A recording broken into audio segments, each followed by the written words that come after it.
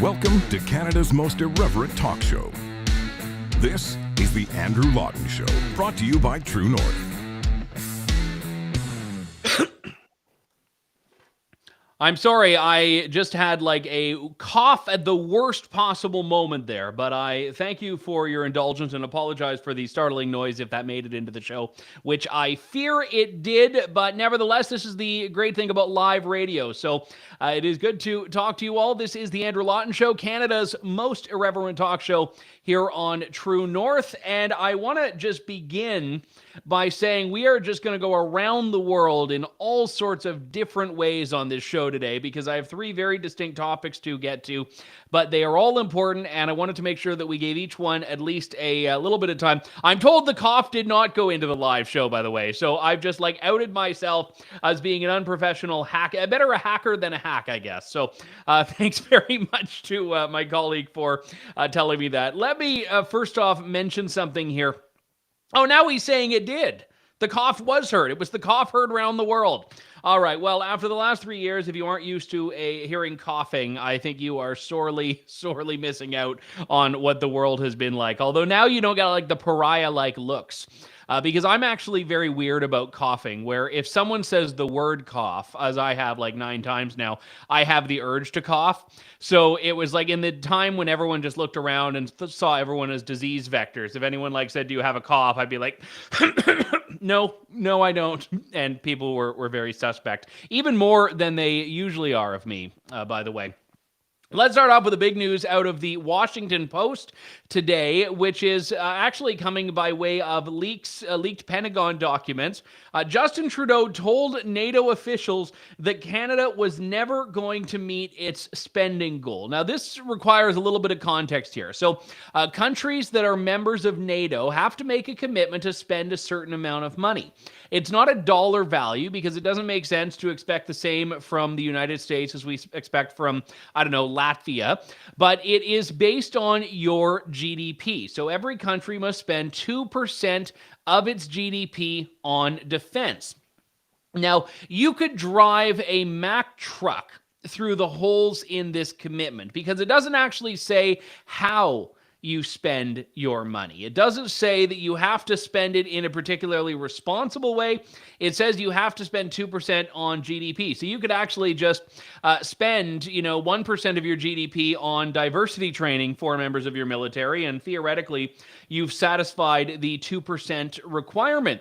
And if you look at NATO's website, which is very transparent about this, it shows a lot of countries just do not pay their fair share. And Canada is one of those countries. Canada for years has been lagging, has been paying less than this 2% commitment, which is not just a pledge, it's not just a target, it's not just a goal. This is actually the amount that we are committing to spending. There was a time, I think it was in like 2018 or 2019, when we were one of the lowest in NATO for what share of our GDP we're spending. I think the last numbers I had were putting us at like 1.4, so it's actually backslid a little bit in some ways. But the reason this is important is because now we find out that despite Justin Trudeau's proclamations that we're investing in military, we're going to do it, we're committed to NATO, we're a global partner and all that, he was telling NATO officials behind closed doors, yeah, we're never going to get there. That 2% is just a pipe dream. That's been the basis of the stories that were now released via the Washington Post, drawing from this leak of Pentagon papers to Discord.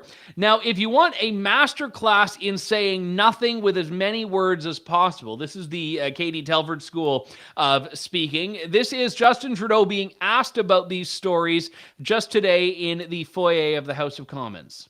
Did you tell NATO officials Canada will never meet its 2% military defense spending target? I continue to say and will always say that Canada is a reliable partner to NATO, a reliable partner around the world, and with our military investments, with the support we give to Canadians, we will continue to be doing that.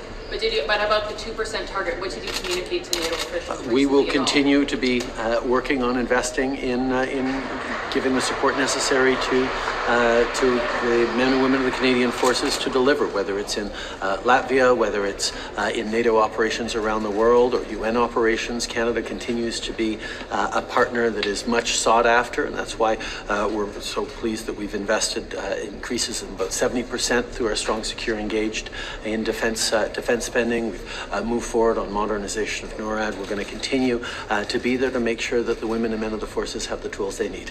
Merci beaucoup. And then he just, scurries away there. No more questions. Can't have any further inquisition on that. So it's a yes or no question. Did you tell NATO officials that Canada was not going to get to 2% of defense spending? We've been telling them that we are a committed partner for peace and glory and, kumbaya. And I'm like, that was like that was nowhere near the question. The Great Wall of China, you could put the question on one end and his answer on the other. And you know what? I actually think there still might be a little breathing room on either side of it. They were just so far away from each other there. And I would also point out that this is not a new phenomenon. And Donald Trump put Trudeau on the hot seat about this. My colleague Harrison Faulkner reminded me and everyone else of this by tweeting this out earlier. This is when Trudeau, well, I'll tell you afterwards, but it's kind of funny. This is Justin Trudeau getting the question, not from, it might have been Stephanie Taylor of the Canadian Press, I'm not sure, but from Donald Trump in the Oval Office. Where would you put Canada in that as they're not? Slightly delinquent, I'd say, Canada, but they'll be okay. I have confidence. Just slightly delinquent. Canada does not meet the 2% standard. Should it have a plan to meet the 2% standard? Well, we'll put them on a payment plan, We'll put Canada on a payment plan, right? I'm sure the Prime Minister would love that. What are you at? What is your number? The number we talk about is 70% increase over these past years, including, and for the coming years, including significant investments in our fighter jets, significant investments in our naval fleets. We are increasing significantly our defense spending from previous governments that cut it. Okay. Where are you now in terms of your number? 1/4. And They'll continuing to move They're forward. getting there. They know it's important to do that. And their economy is doing well. They'll get there quickly, I think. I love that there has to be the voice of the staffer off camera telling Justin Trudeau what we're at, because he doesn't even know. Because again, as we've learned, he likes to deal in abstractions and not reality, especially when it comes to targets he's not living up to. Now, let me just say that there are a couple of different dimensions here. Number one is that as I said, you could spend the money very easily and not actually spend it on anything of substance. You could blow a ton of cash and have it not go towards frontline soldiers. You could have it not go towards weapons and equipment. You could just spend money, like I said, on diversity training and consultants and report after report. You could just fly around planes and do training exercises, 4 times a day. Like, you could do this all very easily without actually getting anything for it. And oddly, this is like the one thing that Justin Trudeau doesn't want to spend money on. This is the one thing that Justin Trudeau doesn't actually want to, and isn't comfortable running up a deficit to buy, which is baffling. And, years and years ago, my first ever interview with Stephen Harper was about this idea. It was about defense. It was about Canada's place in the world. Very different time in Canada and in the world. We had the mission in Afghanistan ongoing. And I had interviewed a couple of weeks earlier Justin Trudeau. And he basically was doing the whole, he was doing the kumbaya thing and saying that, no, we shouldn't be in Afghanistan and ISIS isn't our problem and all of that. And he basically made a comment there that this was not a situation that we should go there because there's not a reasonable chance of success. And that was the line that ended up making headlines, not just in Canada, but I think in other countries as well, of Trudeau saying there's no chance of success for the Canadian Armed Forces. Now, Stephen Harper latched onto that. When I was interviewing him, he had said that Trudeau has a deep dislike and distrust of the Canadian Armed Forces. And, I actually don't think that is entirely untrue. I think Justin Trudeau likes this old mythology of the Canadian peacekeepers, of which there are like 20. I mean, the like Canadian soldiers and police officers in peacekeeping missions now literally double digits. This is not like the 90s where we had thousands and thousands of Canadian soldiers standing between warring factions around the world. Peacekeeping has fallen out of favor at the United Nations largely, and it is an inconsequential part of Canada's military operations. But Trudeau likes this idealized version of what the military is. He doesn't like the actual military and the actual military mandate and the things that need the Canadian Armed Forces. And it's the same with NATO. He wants to give more and more money to Ukraine. He wants to stand up and being like, Canada, we're supporting Ukraine, we're supporting Ukraine. But he doesn't actually want to do for NATO what Canada has across different governments pledged to do. Now, this isn't just a Canadian problem. And I don't want you to think this is only a Canadian problem, because defense ministers have all committed to the 2%. This was in 2006, so it's not a new commitment. And only in 2017, 4 countries were there. So lots of countries have been freeloaders. The reason Donald Trump was so frustrated about this is because the United States is the one that is left holding the bag when all of these other countries don't fulfill their end of the bargain. And if you look at the NATO countries with defense expenditures, and they publish the charts, Canada is like so low, you don't even see it on the top 10 or the top 15 of contributing countries to NATO. So if the alliance is important, why are we not spending the money on it? If it's not important, then why are we going through this charade? Why are we going through the pretense of saying that we are committed to this? And the whole point of this segment here is to say that, yeah, we can have a debate about defense spending, but Justin Trudeau has been telling Canadians one thing, which is that, yes, it's difficult. We want to get to 2%. That's the goal. Well, behind the scenes, telling NATO officials not only that he has no plan of getting Canada to there, but he doesn't think Canada will ever go there. So he thinks Canada basically signed a check it has no intention of ever letting anyone cash.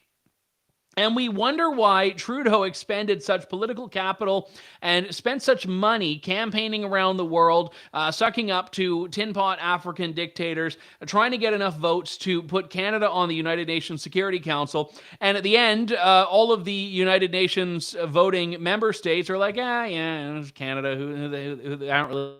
And we end up once again being rejected for this because he likes to think that he has put Canada on the map. And the only way he's done it is as a punchline, as a country that no one is particularly taking seriously, as a country that is not making good on its word, and more importantly, as a country who views foreign policy as being an exercise in virtue signaling more than in actual actions. Actual actions is a weird thing to say. So all of this is, I think, a fascinating exercise in this double standard between the liberal mythology of what Canada is and of what Canadian identity is, this liberal mythology of Canadian foreign policy, and the getting down to brass tacks. What is it in real life? What is it in reality? And Canada should be embarrassed by this. This is not the way that you put your country on the map. And again, if you've got frustrations with NATO, I am all for you having those discussions. But right now, he is trying to, I hate the expression, but he's trying to suck and blow at the same time.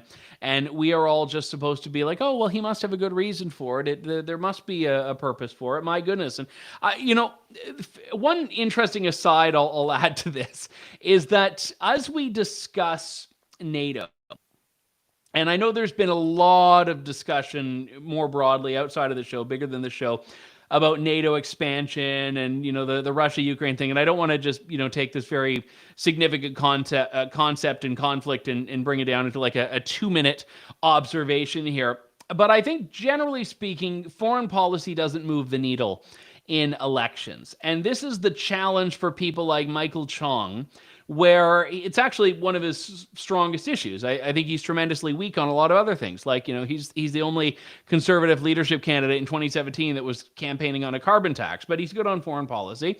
He wants to be foreign minister. That's kind of what he's gearing towards. Aaron O'Toole, I mean, you could tell when he ran that he wanted to be a foreign affairs minister. And I don't know if he ever really wanted to be prime minister as much as he wanted to be foreign minister. He wants to be the guy that talks tough to China, and he wants to be the guy that wears the bomber jacket and gets into the Sea King helicopters. He wants to do all that.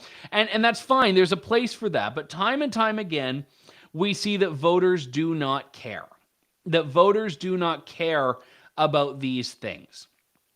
And it's not to say they shouldn't care, it's that they don't. And it's very difficult to get a lot of Canadians to care about things that are happening a world away when life is so difficult right in front of them. And I think that's, and again, I'm probably contributing to some of the alienation because I'm just, doing, 15 minutes on NATO funding. But I think there is an integrity aspect of this. And the reason I bring this up and that little coda that I added to it is that even if you don't care about NATO funding or it's an abstract issue to you, the political integrity dimension of this is quite important, of the way that Justin Trudeau presents Canada and what he's doing to Canadians and the way he's presenting it when he thinks no one's paying attention. And that divide has become abundantly clear with this report in the Washington Post. And I'm glad it is American media that is doing the work. In this case, Canadian media was not able to do. I want to pivot to another story here that is taking place. And this is a tricky one to cover because there is a lot of information that cannot be discussed about it because it involves children. And in family law, cases are subject to publication bans and publication restrictions on identifiable details, including names. But we can talk about what the issue at hand is. And this is one in the last several years of the COVID era has become particularly acute, with governments trying to coercively induce people to get vaccinated against their will, to take away their job. And we've seen this rear its ugly head in family disputes. Oftentimes when there is a custody battle, maybe one parent wants the child to get vaccinated, another doesn't. And we've seen courts land in some ways on a good side in these things, and in other cases on a bad side. I want to talk about one case, which is that of J.N., who is hoping to get the Supreme Court to affirm her right as a parent to stand up for what she thinks is in the best interests of the family. The lawyer for this case, which has details on helpamom.ca, is from the Acacia Group, and that is Lia Milousis. Lia, thank you for coming on today. Good to speak to you. Thanks for having me, Andrew. So I've tried to give a bit of a primer there, and obviously I know you can't identify your client by name here, but explain to me what led us here. What's actually at hand? Yeah, so maybe just stepping back, there was a breakdown of the marriage. There are 3 children involved. And at the time, so this litigation has gone on for 8 years. I've not been involved in that. Neither has my colleague who is helping me with this case.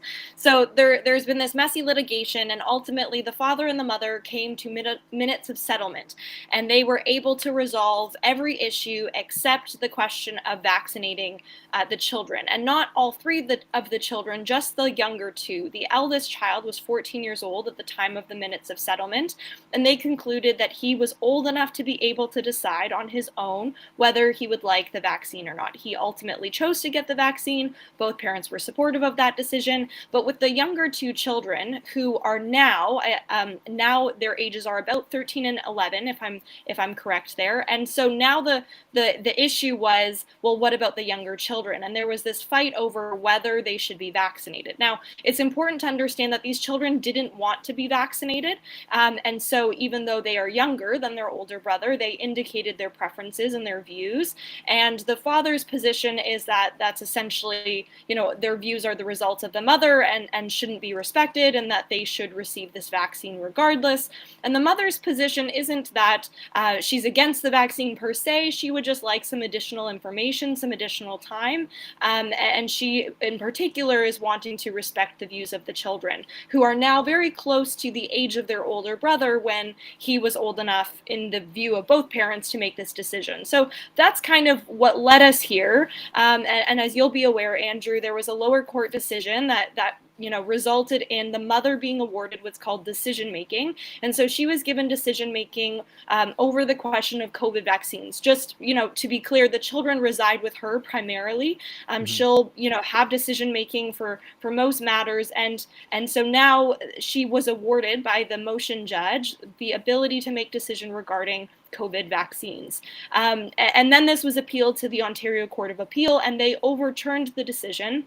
And not only did they overturn the decision, and typically, it would get sent back to trial for another decision from a motion judge, but they actually implemented their own order and they awarded decision making to the father. There were a number of reasons of that, which I'm happy to go into. But that's where we're at, and that's a little bit of the background of the case. So let's just, talk about the vaccination aspect here, because the mechanics of getting vaccinated is that you can't, as I understand it, be devaccinated. So once it's been done, it's done, which means I think the stakes are higher if you side, in this case, with the father than with the mother. But I am sympathetic to the argument that younger kids are probably getting a lot of their influence on this from their mother. I think kids are smart and kids can make up their own minds, but kids are also products of their surrounding, and kids will be products of their mothers. I'll characterize it as vaccine hesitancy. So how does she answer to that? How does the mother articulate where the children got their aversion to the vaccine from?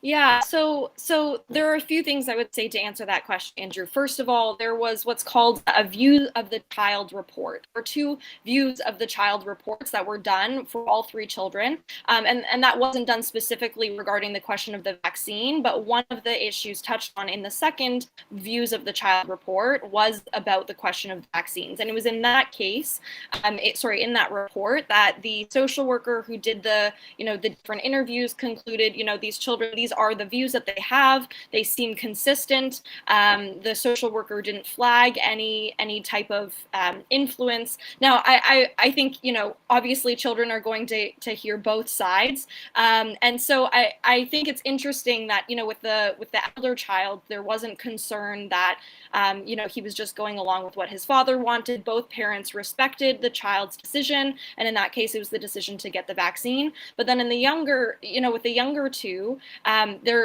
despite the fact that they are being exposed to the same kind of voices on both sides, both parents have, the record says that both parents have spoken to the children about this issue. The children are very clear about the positions of the parents. And the younger two children have decided that they don't want the vaccine at this point in time. Now, the trial judge concluded that there wasn't evidence that the views of the children were only a product of the mother.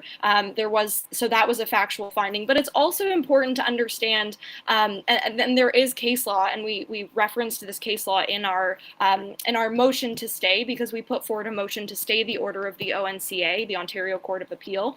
And one of the things that has been demonstrated in some of the case law is that even if the views of the children are misguided, are only the result of a parent, if they're sincerely held, if these children really are this opposed, then moving forward with, in this case, a medical treatment that cannot be reversed is going to have a pretty severe impact on them, particularly when the person kind of moving that forward is going to be their father. There are going to be some serious ramifications there.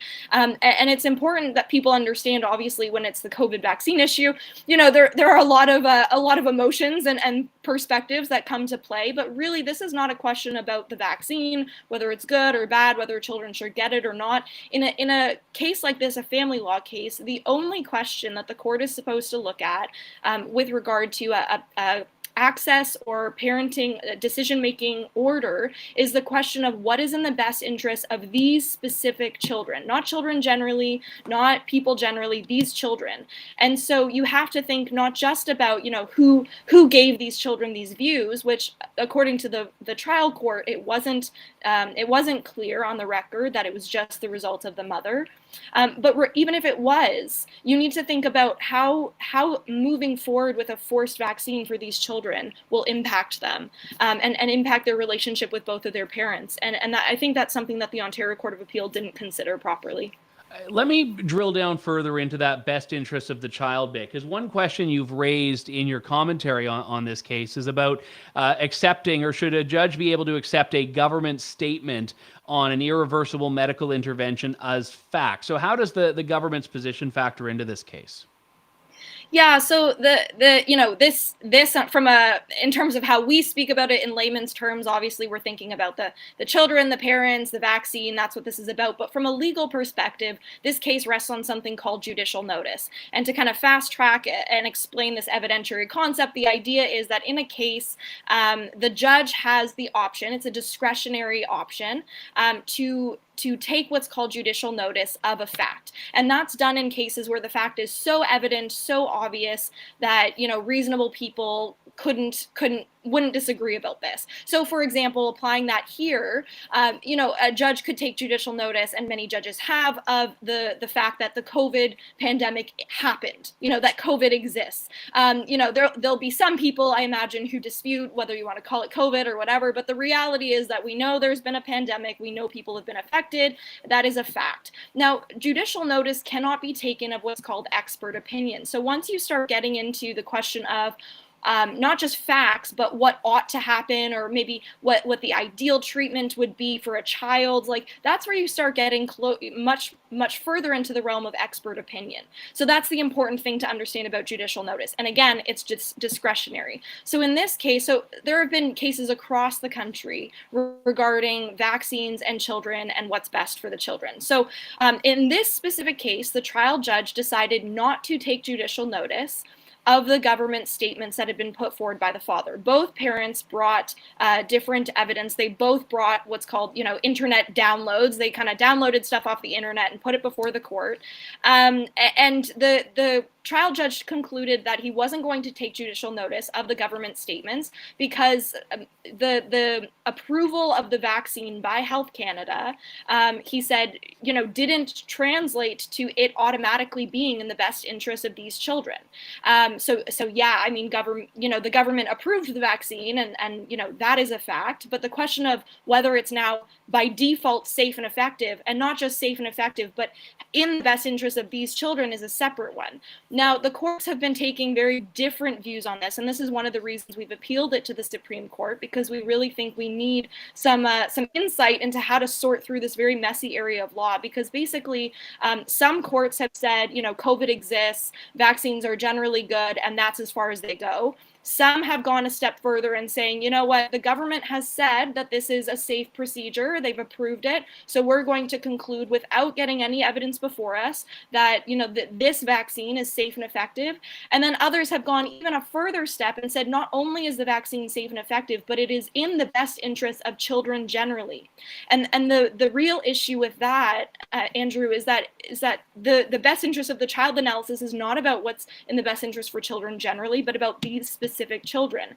And so while I don't think, the courts are trying to kind of undermine, what's best for children, and while I don't think the government intended for their statements to be used this way, what's kind of happened with the clash of judicial notice and, the issue of the vaccines is we've now had kind of government statements almost substituting in a decision when you think about whether a child should get a vaccine or not. And basically what the Ontario Court of Appeal said is that when a question like this arises and one parent would like the children to get a procedure that has, or like a vaccine that has been approved by the government, it's basically now the onus, the burden of proof is on the parent who doesn't want that procedure to go forward to prove why it's not fair. And that's a huge evidentiary burden for in this case a self-represented litigant to bear. And it's also, it really undermines the best interest of the child analysis, which again is a hyper individualized, laser focused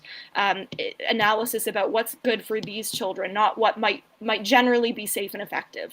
Well, and I think that's an important point here because, obviously we accept that adults have the right in some ways to do things that may not be in their own best interest. We accept that adults are human beings. They can make mistakes. Maybe it will have a risk to it, and adults can calculate that risk. And we also accept that adults are the primary caregivers and decision makers for children who don't legally have the ability to make that decision. And I think the gap between those two things is a little bit perplexing to people, because on one hand, we don't want to say that adults have the right to harm children.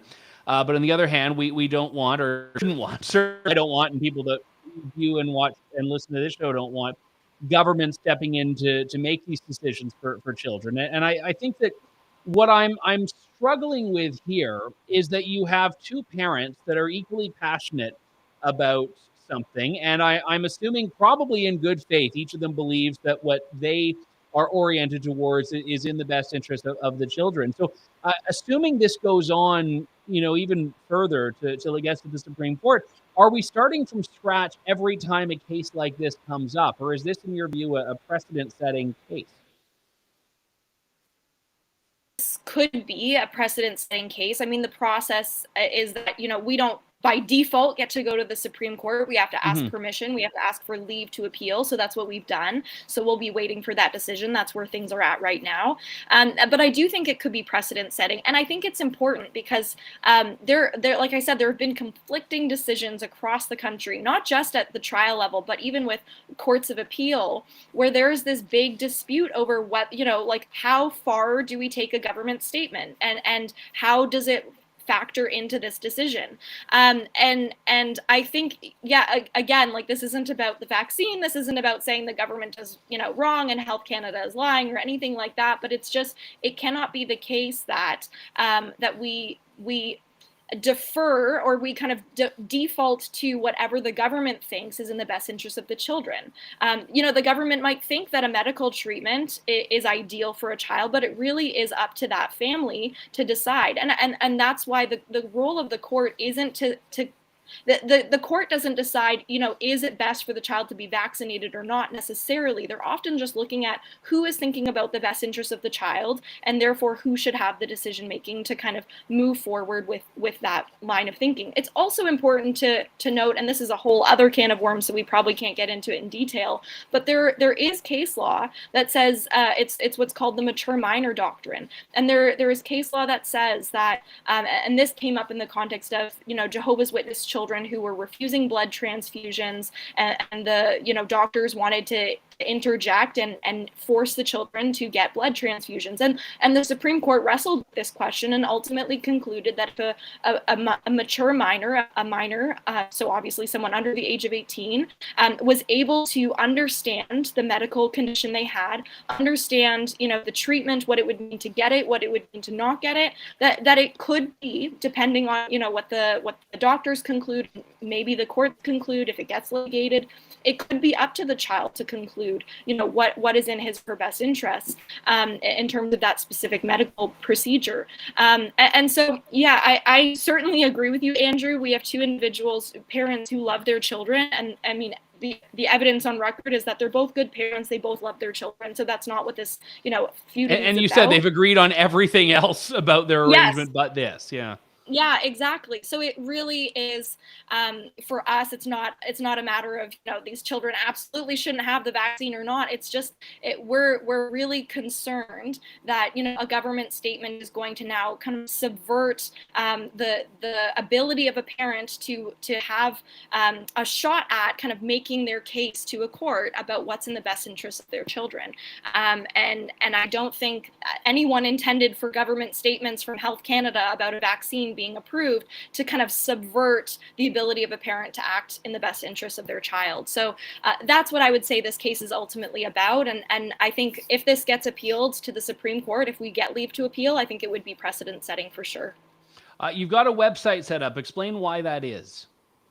Yeah, so I mentioned, I think at one point that we jumped in at the later stage. So the mother has been self-represented for at the trial level and at the Ontario Court of Appeal, and that's kind of a separate concern. We're worried that in light of her having 6 kids and her resources having been depleted over 8 years of messy litigation, that there was just no way for her to make the strongest case she could, not just for her interest, but also for for the preferences and views of her two children.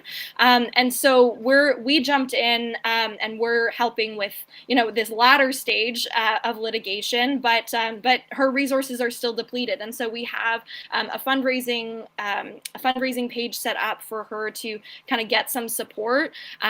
This case has national ramifications if it goes to the Supreme Court. So it really is not just about her, but it's about kind of families across the country and their ability to act in the best interest of their children. And so you can go to helpamom.ca. That's all one word, helpamom.ca, and make a donation there. You can also get some additional information for those who are really interested. And we didn't have time to cover all the details. So if you're curious, you can go there for more information and to help out a mom.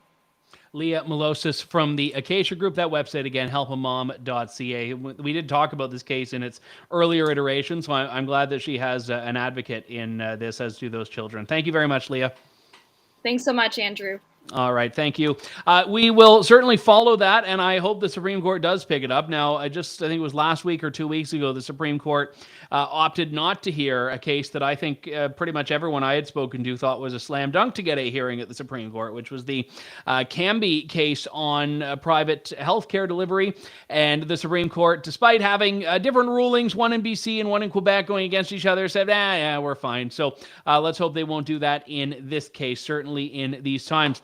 We were supposed to have Megan Murphy of the Feminist Current on the show, and for reasons I'm still trying to get caught up on, there's like a chat thread on our little in-house show channel. She's not joining us today, which is quite unfortunate because I was looking forward to speaking to her, but I did tease in the text for the show that I was going to talk about this story briefly out of Windsor, which is not far from me, Windsor, Ontario, not Windsor Castle. I don't think even the House of Windsor has gone as far as this case has gone just yet.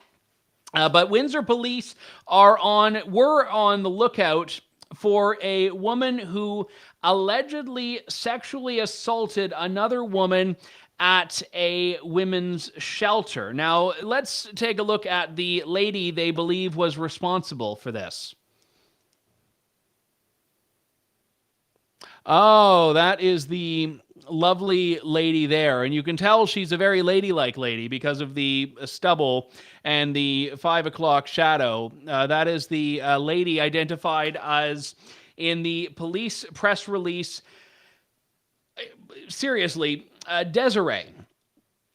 Yeah, that is Desiree, who also goes by another name, which doesn't sound as ladylike as Desiree does. And, this is a horrific case. The allegation made by police is that this person climbed into a woman's bed at a woman's shelter and sexually assaulted her. That is the allegation by police. This individual has turned themselves in to police. And, after all, I don't want to get YouTube to give us a misgendering strike, although Twitter today did change its policy on misgendering, so it's no longer an automatic suspension if you go and, mention someone's birth name or real name.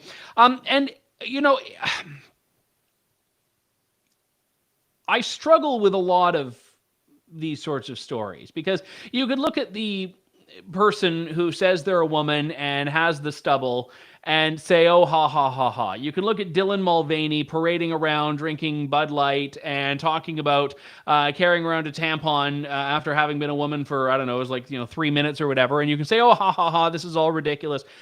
Here we have a woman who was sexually assaulted in a woman's shelter, a place that she was because she needed refuge and respite from something else that happened to her in the world or was continuing to happen to her in the world. For all we know, this woman was a rape victim. Maybe she was the victim of a domestic abuse situation. Who knows? And who cares? A woman that was supposed to be in what is by design a safe space. And I don't mean like a university safe space where you go and you get cookies and play with a puppy because your exams are too stressful. I mean a safe space where you literally go because you could be killed if you go somewhere else. So she goes there, and then this frigging man climbs into her bed and tries to do whoever knows what. I don't know. And I don't want to know. It's ghastly. And people who dare to speak up and say that women's spaces are important, people who dare to say that actually, yes, women should be protected as a group, are called transphobes. They're called bigots. They have their families threatened. People like J.K. Rowling are denounced by people whose lives and careers she made because she, again, a woman who was in an abusive marriage, stands up and says, you know what? I actually think we need to protect women's spaces. You can be as progressive, LGBTQI2 friendly as you want to be and still believe that perhaps women's shelters should be places that women can seek refuge. And all of these people who for years have said we need to smash the patriarchy have no issue with men colonizing women's shelters now. It is disgusting. It is despicable, and it is shameful how many people will be too afraid of calling a spade because of how rabid some of the activists are in this space. Put up that picture again. Put up that picture, Sean. This is the person that police have accused in Windsor of this crime, the person that is charged with sexual assault. You are to look at that person and see a woman. That is what society tells you you are supposed to do. Is this a healthy society? Do we give this individual the benefit of the doubt on their self-identification after what just happened? And people can say, oh, but yeah, men sexually assault women too. Well, clearly, the counterpoint to that is not to allow men to sexually assault more women by allowing men to pretend to be women. And even if this person genuinely believes beyond a shadow of a doubt, beyond a 5 o'clock shadow of a doubt, that they are a woman, do they not perhaps warrant separate spaces? This is disgusting, and anyone who is silent on this or anyone who turns around and calls out those who speak up for women's space is complicit in this abuse. That does it for me for today. This is the Andrew Lawton Show on True North. Thank you, God bless, and good day to you all. Thanks for listening to the Andrew Lawton Show. Support the program by donating to True North at www.tnc.news.